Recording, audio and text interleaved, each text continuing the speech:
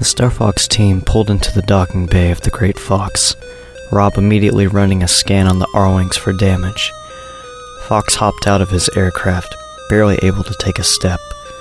He had met his limit, losing his lover and now one of his brothers in arms. Hobbling towards the entrance, he collapsed and let streams of tears flow forth. Fox was broken, in no condition to lead his fearless team. Falco and Peppy had to hoist his arms over their shoulders and drag him inside their headquarters. He was put to bed but couldn't sleep. All Fox could dwell on was his unbearable frustration. He knew full well this ambush could have been avoided had Crystal been present. Her incredible mind could detect danger and negative emotions.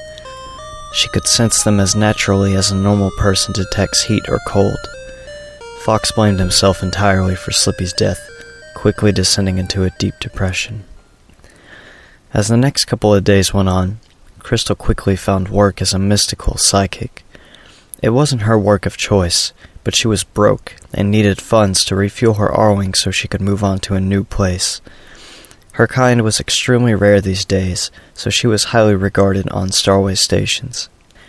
There was a particular day business was plentiful as usual for her, a long line of people just waiting to be amazed by her mind's abilities. Her current customer had just finished paying the Fox for her services, and she mumbled, "Next." Crystal shifted in her seat as she waited for the next customer to enter.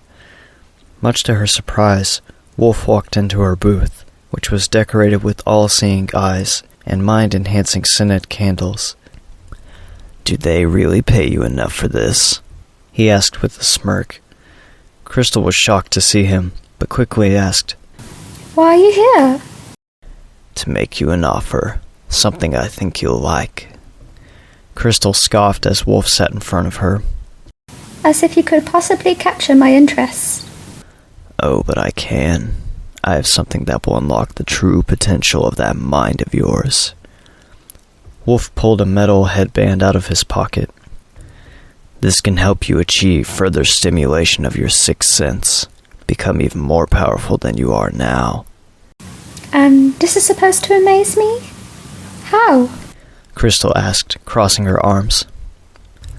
"Don't be so hasty. There's much more back at our headquarters.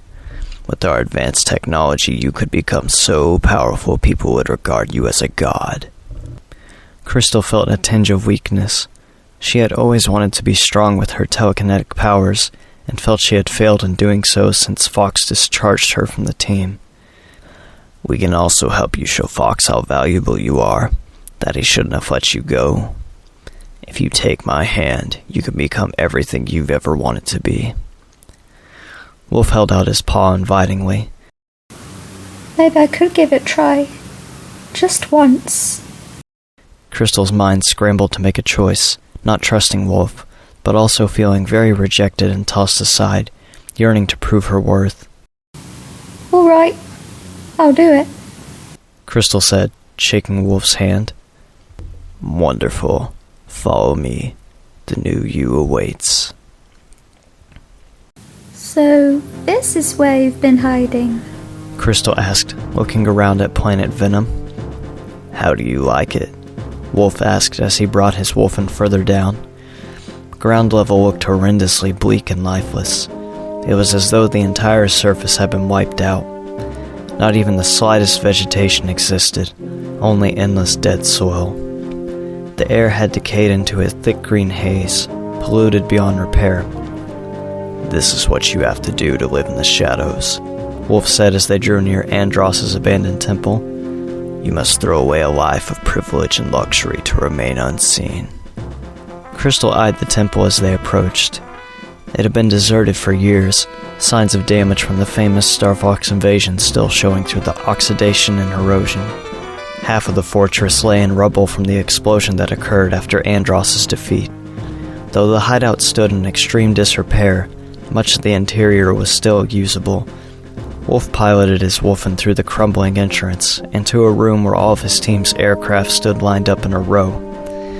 Shutting off the wolfen and hopping out, he gestured. "Come on, I have something I want to show you." Crystal reluctantly followed Wolf to a room that seemed to be his team's headquarters. Panther and Leon were hanging around, the first immediately eyeing the blue fox. "Ah, so you finally brought her to us. A pleasure to have you on board, my dear Crystal," Panther said, approaching to take Crystal's hand in a greeting. Wolf smacked his hand away, growling, "Not so fast, lover boy. We have business to attend to." He gave Panther a dirty look before continuing to a different room.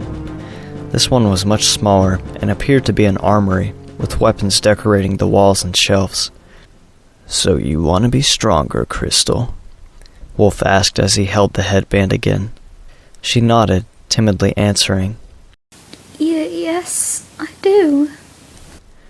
The gray wolf said with a smirk, "Then here's your answer.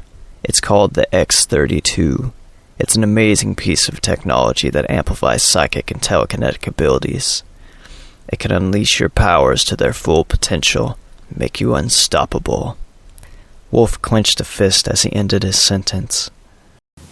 "But you make it sound like it's a weapon. I don't want to use my abilities to hurt people." "Maybe you just need some time to clear your head. Let everything that's happened recently subside. Then we'll see what your decision is." It wasn't long before Crystal's emotions got the best of her. Her pain gradually turned into rage and hatred. She began to despise Fox and how unfairly rash his actions had been. Day by day, her true essence began to disappear, and she became a dark shadow of her former self. She gradually gave in to Wolf's offer and joined the Starwolf team for good. There came a particular day Crystal and Wolf were going to test the X-32 on her. She had not used it before and was quite nervous. "This won't hurt, will it?" The blue fox asked uneasily. Wolf shook his head. "It's been ages since we've used this, but from what I remember it didn't cause any pain." He held out the headband for her. "What do you say, Crystal? Are you ready for ultimate power?" She bit her lip, still cautious of the device and its potential. A voice came out of nowhere, warning her. "Crystal, leave it be. That will only cloud your thoughts and poison your mind." Wolf and Crystal looked over to see a mysterious cloaked figure, a draped hood veiling the person's face almost entirely. "And who is this intruder?" Wolf asked, a hint of annoyance in his voice. "Who I am matters not." The stranger replied calmly. "Leon, Panther, get in here," Wolf called. The stranger folded her arms, saying confidently, "They won't answer.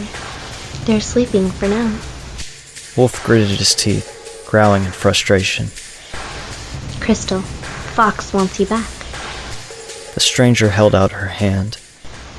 "You must come with me. There is more at stake than you realize." "Shut up! Crystal shouted, enraged by the very thought of Fox. What would you know about Fox?" Picking up a nearby beam sword, Crystal rushed at the stranger.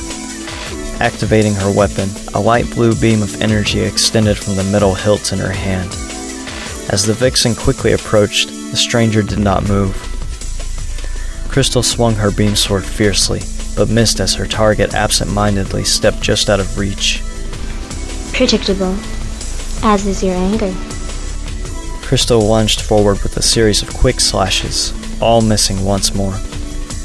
As she thrusted her weapon forth with a furious roar, the stranger reached out with lightning speed and grabbed Crystal's wrist, applying pressure and pulling at an angle that forced the glowing blade away. Fight with your soul, not your emotions. Weakness cannot be manipulated into strength. Twisting Crystal's arm, the cloaked figure forced her to the floor and gently released her wrist. Crystal glared up at her opponent with seething fury. Rushing back to her feet, she let loose another powerful swing of her beam sword. The calm figure ducked the attack and took a step forward as Crystal passed her. Bumping her elbow into Crystal's back, the fox stumbled clumsily. Focus comes from inner peace. Your mind cannot be blinded by confusion. Crystal panted, out of breath from using too much energy. Dropping her weapon, the blue fox clenched her teeth, squeezing her eyes shut as she concentrated deeply. The beam sword by her feet trembled as the ground began to quake and rumble. An unseen force pushed the cloaked figure back a bit, her shoes skidding against the floor. Still lacking. You'll never learn. Focusing her own energy against Crystal's, the stranger held her ground as the vixen was sent reeling back and crashed into the wall behind her. Collapsing, Crystal knew she was defeated.